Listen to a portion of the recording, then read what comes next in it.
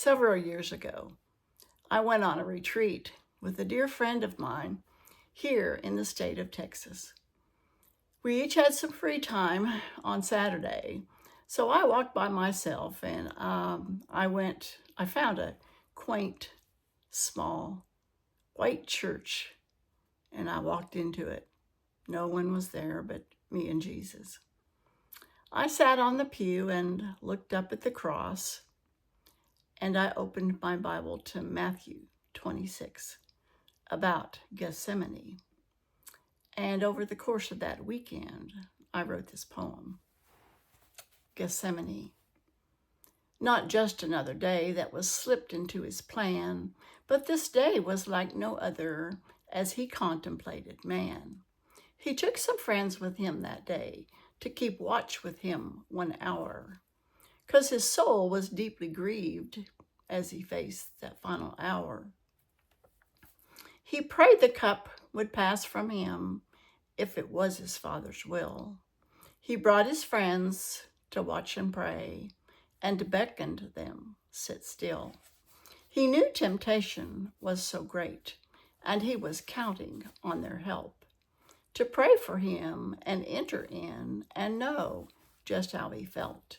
The hour was at hand, and 3 times he woke them up. He prayed alone for you and me and told them to get up. The Son of Man, that day had come. He was betrayed that very hour. They arrested him, took him away. It was the final hour. He bled and died and rose again and did it all alone. He loved us so and sacrificed. He did it on his own. Now, if we have his life inside, we have his strength to stand.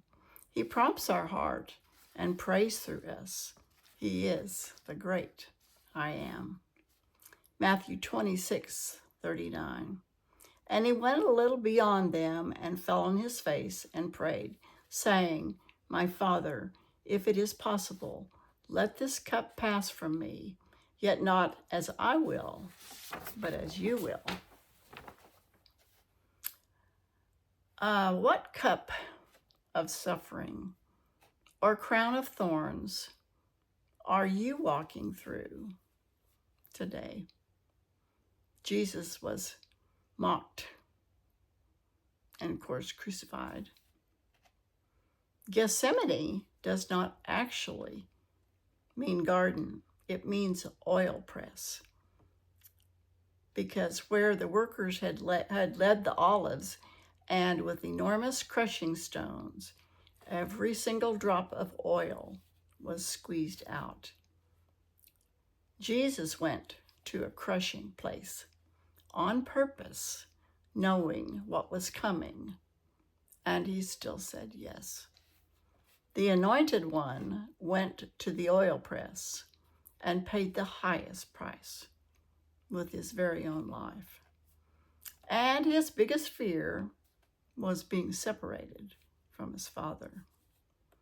Sometimes I'm like the friends Jesus took to Gethsemane with him, not so faithful.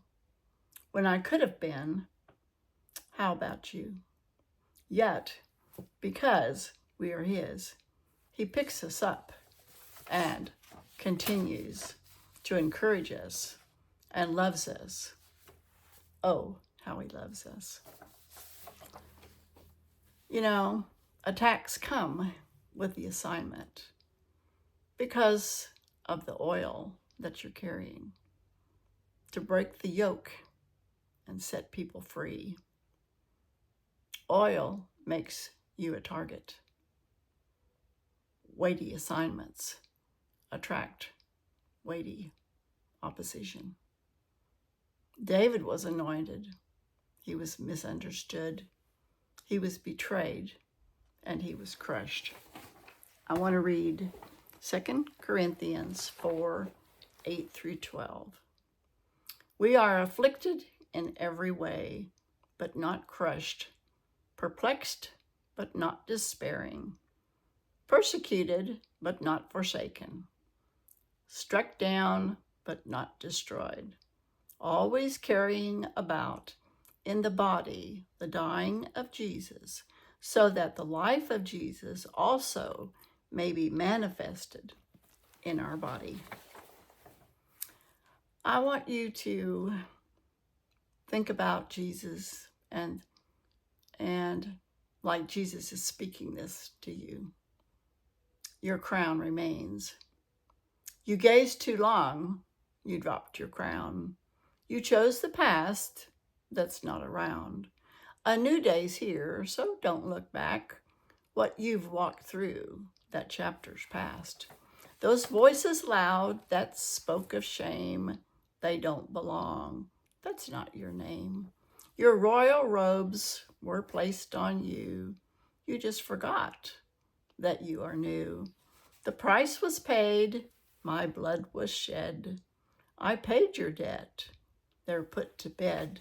So grab my hand, we're climbing high, where glory reigns up in the sky.